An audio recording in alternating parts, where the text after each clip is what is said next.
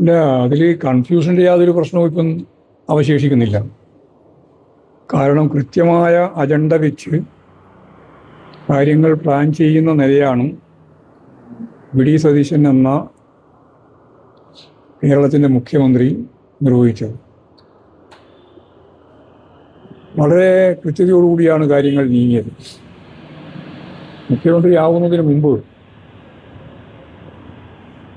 നമുക്കറിയുന്നത് പോലെ പ്രത്യേക plain chart ചെയ്ത് മംഗലാപുരം വരെ പോയി. പോകുന്ന കൂട്ടത്തിൽ ശബരിമല സ്വർണ്ണ കേസുമായിട്ട് ബന്ധപ്പെട്ട പ്രശ്നം ഉണ്ടായിരുന്നു. അതേപോലെ തന്നെ അവിടെ അദാനിയുടെ പ്രമുഖരായ വക്താക്കളും ഉണ്ടായിരുന്നു. അവരെല്ലാമായി ചർച്ച ചെയ്ത് തയ്യാറാക്കിയ കൃത്യതയോടുകൂടിയുള്ള ഒരു ഡീലാണ് ഇപ്പോൾ ഓരോന്നോരോന്നായി പുറത്തു വന്നുകൊണ്ടിരിക്കുന്നത്. അതിലാദ്യത്തേത് സ്വകാര്യവൽക്കരണമാണ്. കേരളത്തിൻ്റെ ധാതു സമ്പത്തുകൾ കോർപ്പറേറ്റുകൾക്ക് വിൽക്കുന്നതിന് വേണ്ടിയുള്ള വളരെ പ്രധാനപ്പെട്ട പദ്ധതിയാണ് ധവളപത്രത്തിലും ബഡ്ജറ്റിലും അവതരിപ്പിച്ച് നമ്മൾ കണ്ടത്. അതിലേറ്റവും പ്രധാനപ്പെട്ടതാണ് മിഷൻ സമുദ്ര എന്ന് പറഞ്ഞുകൊണ്ട് നമ്മുടെ കടലും കരിയും ആകാശവും എല്ലാം തൂക്കി വെക്കാനുള്ള, കോർപ്പറേറ്റുകൾക്ക് അടിയറ വെക്കാനുള്ള തീരുമാനം. അതിൻ്റെ ഭാഗമായിട്ട് വേണം തുറമുഖത്തെയും വിഴിഞ്ഞത്തെയുമെല്ലാം കാണാൻ. വിഴിഞ്ഞം പദ്ധതി ലോകത്ത് തന്നെ ശ്രദ്ധേയമായ രീതിയിൽ വൻ വിജയത്തിലേക്ക് കുതിച്ചുകൊണ്ടിരിക്കുന്ന ഒന്നാണ്. ലോകത്തിലെ ഏറ്റവും വലിയ കപ്പൽ കൈകാര്യം ചെയ്യുന്ന കമ്പനിയാണ് MSC. ആ MSCയുടെ കപ്പലുകൾ ഏറ്റവും വലുതുൾപ്പെടെ 1000 കപ്പലുകൾ തൊട്ട ഇത്രയും സമയം കൊണ്ട് മറ്റൊരു തുറമുഖവും ലോകത്ത് ഉണ്ടായിട്ടില്ല. ആ തുറമുഖത്തിൽ നല്ല താല്പര്യം MSC കമ്പനിക്ക് ഉണ്ട്. കാരണം ലോകത്തെ ഏറ്റവും ശ്രദ്ധേയമായ ഒരു തുറമുഖമായി വിഴിഞ്ഞം മാറാൻ പോവുകയാണ്. അപ്പോൾ വിഴിഞ്ഞം പൂർണ്ണമായിട്ട് കൈയടക്കുക എന്നുള്ളത് കോർപ്പറേറ്റുകളുടെ പൊതു താല്പര്യമാണ്. അതിൽ ഏറ്റവും പ്രധാനപ്പെട്ട താല്പര്യമാണ് MSC കമ്പനിക്ക് ഉള്ളത്. സ്വാഭാവികമായും കേരളത്തിൻ്റെ ഗവൺമെൻറ്റിൻ്റെ സ്വത്താണ് യഥാർത്ഥത്തിൽ അത്. അത് നടത്താനുള്ള കരാറാണ് അദാനിയുമായി ഉമ്മൻചാണ്ടി മുമ്പ് ഉണ്ടാക്കിയത്. നമുക്ക് ഈ നടത്തിപ്പുമായി ബന്ധപ്പെട്ട ഒരു വിഹിതവും കേരള സർക്കാരിന് ഇപ്പോഴും കിട്ടുന്നില്ല. 2035 മുതലാണ് നമുക്ക് അതിൻ്റെ ഭാഗമായിട്ടുള്ള ആദായം കിട്ടിത്തുടങ്ങുക. അപ്പോൾ വളരെ വേഗം സ്വകാര്യവൽക്കരണത്തിൻ്റെ ഭാഗമായിട്ട് ഷെയർ വിൽപ്പനയിലേക്ക് കടക്കുകയാണ്.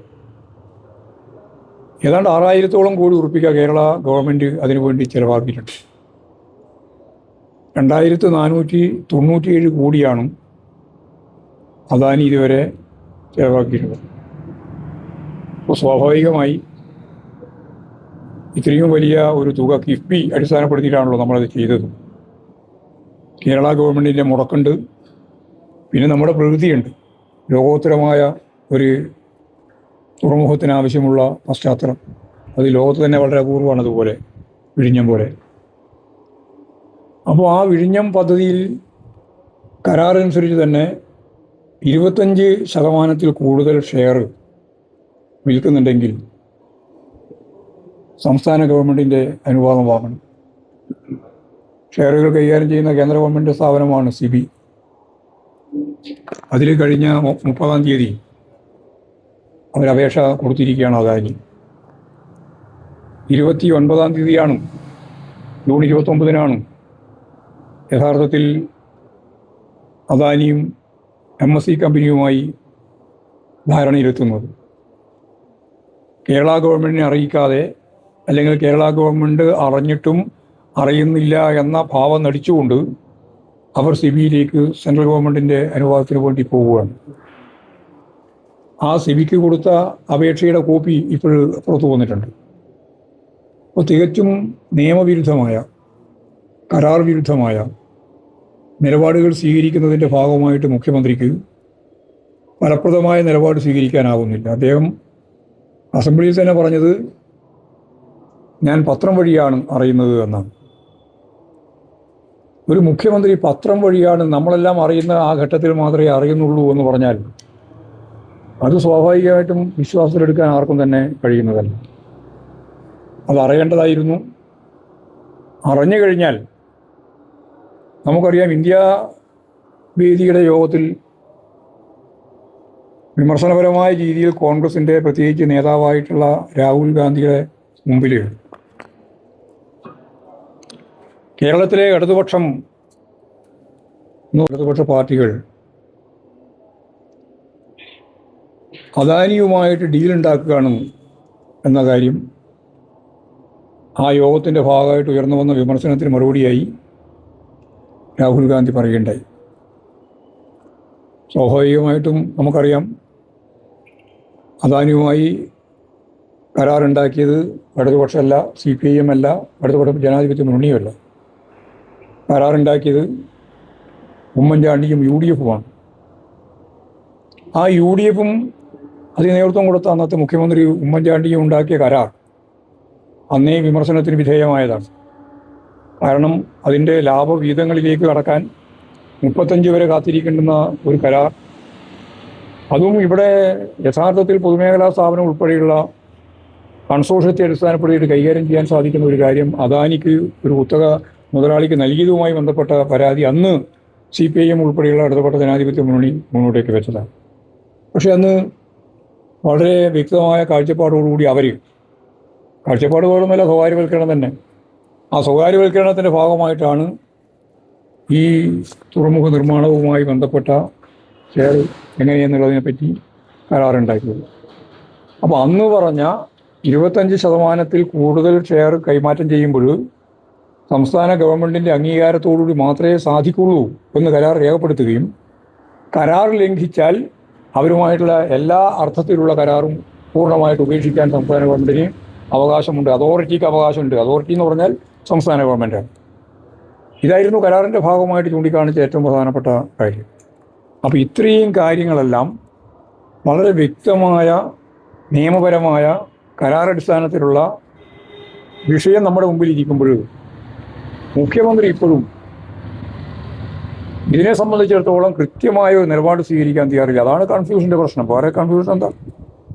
ഉറപ്പിച്ച് പറയണം, അദാനിക്ക് 25%-ലധികം ഷെയർ വിൽക്കാൻ ഈ കരാറനുസരിച്ച് സംസ്ഥാന ഗവൺമെൻറ്റിൻ്റെ പിന്തുണയില്ലാതെ, സംസ്ഥാന ഗവൺമെൻറ്റിൻ്റെ അംഗീകാരം ഇല്ലാതെ സാധിക്കുന്നതല്ല.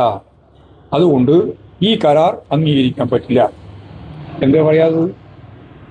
13,000 കോടി ഉറുപ്പികയാണ്. ഞാൻ നേരത്തെ പറഞ്ഞില്ലേ, 2,497 കോടി ഉറുപ്പിക ചെലവാക്കിയിട്ട് അതിൻ്റെ 49% എന്ന് പറയുന്നത് അവരെ സംബന്ധിച്ചിടത്തോളം 13,000 നിശ്ചയിച്ചിരിക്കുക. 13,000 കോടി. അപ്പോൾ വലിയ രീതിയിലുള്ള ഒരു ഡീലാണ് മുഖ്യമന്ത്രിയുമായിട്ട്, അദാനിയുമായിട്ട്, MSC കമ്പനിയുമായിട്ട് ബന്ധപ്പെട്ട് നടന്നിട്ടുള്ളത് എന്ന കാര്യത്തിൽ യാതൊരു സംശയമില്ല. അല്ലെങ്കിൽ ഇത് റദ്ദാക്കണം എന്ന് തന്നെയാണ് ഹൈക്കമാൻഡിൻ്റെ പൊതുവായ നിലപാട്. ഞാൻ ഇന്നലെ ഒരു വ്യക്തതയോടുകൂടി ചോദിച്ചത്, പറയട്ടെ രാഹുൽ ഗാന്ധി, ഞങ്ങളുണ്ടാക്കിയ ഡീലാണെന്ന് പറഞ്ഞത് അല്ല എന്ന് പറഞ്ഞതിന് ശേഷം ഇപ്പോൾ അദാനിയുമായിട്ടുണ്ടാക്കിയിട്ടുള്ള മുഖ്യമന്ത്രിയുടെ ഡീലിനെ സംബന്ധിച്ച് കൃത്യമായ വ്യക്തതയോടുകൂടി പറയേണ്ടത് രാഹുൽ ഗാന്ധിയാണ്.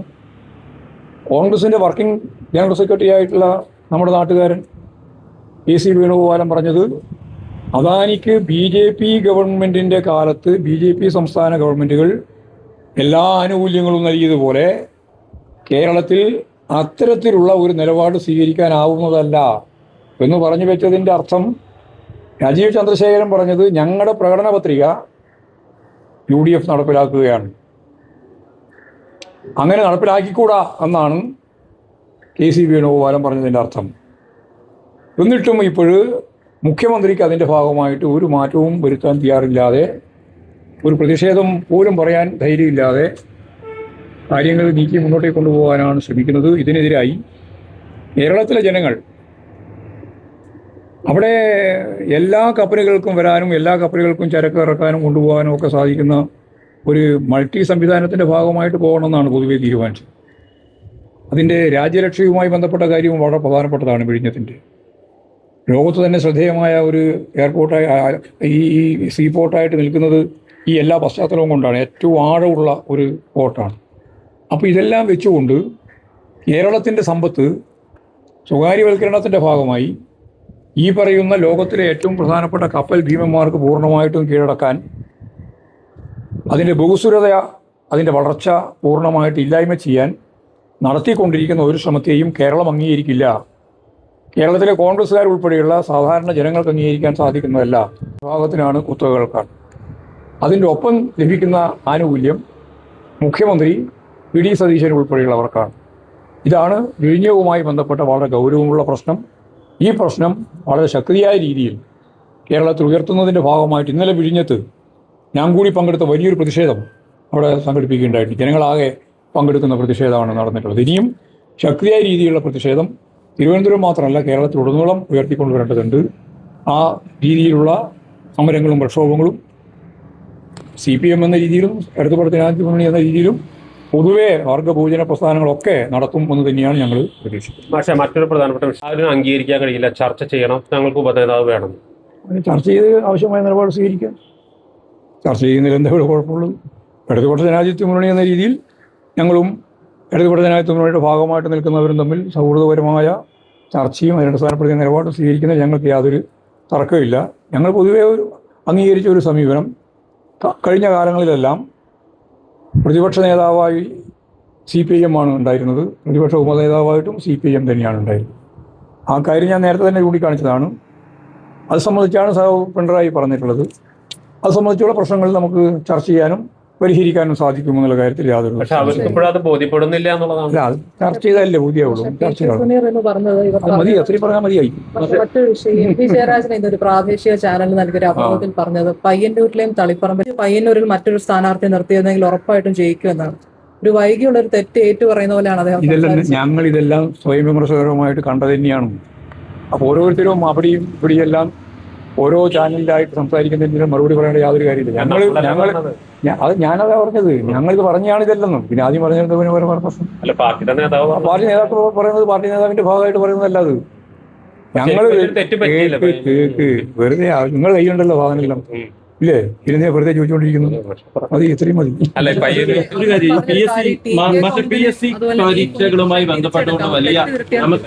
തെറ്റ് തിരുത്തിയാൽ ഈ ഭൂമുഖത്ത് ആരെയും തിരിച്ചെടുക്കുമല്ലോ, അതിനെന്താ സംശയമുള്ളത്? എന്ത് തെറ്റാ ചെയ്തെന്ന് അദ്ദേഹം ചോദിക്കുന്നു.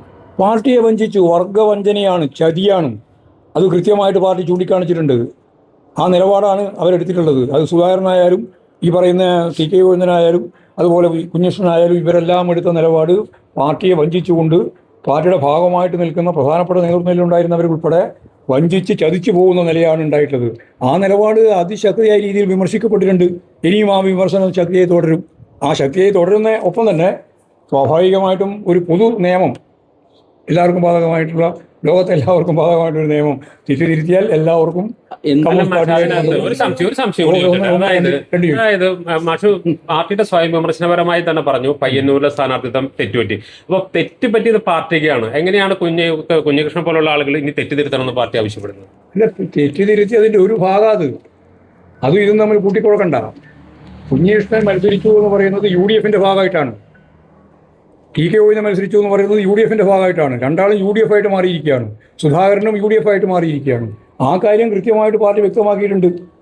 ഞങ്ങൾ റിവ്യൂ റിപ്പോർട്ടിൻ്റെ ഭാഗമായിട്ട് പറഞ്ഞ കാര്യം ഞാൻ തന്നെ പത്രസമ്മേളനം വിളിച്ചിട്ട് ആദ്യം തന്നെ പറഞ്ഞിട്ടുണ്ട്. പിന്നെ ഇപ്പോൾ ഓരോരുത്തരും അവിടെയും ഇവിടെയൊക്കെ ഓരോ ചാനലിലും അതുപോലെ തന്നെ പത്രത്തിലൊക്കെ പറയുന്നതിന് ഓരോന്നിനെയും എടുത്ത് ഇങ്ങനെ ചർച്ച ചെയ്യേണ്ട യാതൊരു കാര്യമില്ല. അതൊക്കെ ഞങ്ങൾ പറഞ്ഞു വെച്ചതാണ്. അവിടെയാണ് ഞങ്ങൾ റിവ്യൂ അവസാനിക്കുന്നത്. പക്ഷേ PSC പരീക്ഷകളുമായി വരുന്നത് അത് LDF പരീക്ഷയായിട്ട് ബന്ധപ്പെട്ട് PSC പരീക്ഷയുമായി ബന്ധപ്പെട്ടല്ല, ഒരു വാല്യുവേഷനുമായി ബന്ധപ്പെട്ട പ്രശ്നമാണ് വന്നത്. പരിശോധിച്ച് ആവശ്യമായ നിലപാട് സ്വീകരിക്കണം അവർ തന്നെ തീരുമാനിച്ചിട്ടുണ്ട്. ആവശ്യമായ പരിശോധന നടത്തി തന്നെ പോകണം. തെരഞ്ഞെടുപ്പ് തോൽവിക്ക് പിന്നാലെ MA ബേബിയുടെ നേതൃത്വത്തിൽ പാർട്ടിക്കുള്ളിൽ തന്നെ ഒരു എതിർചേരി ഉയർന്നു വരുന്നു. അസംബന്ധം പറയുകയാണ്. പക്ഷെ അതുപോലെ ഈ കൊറോണ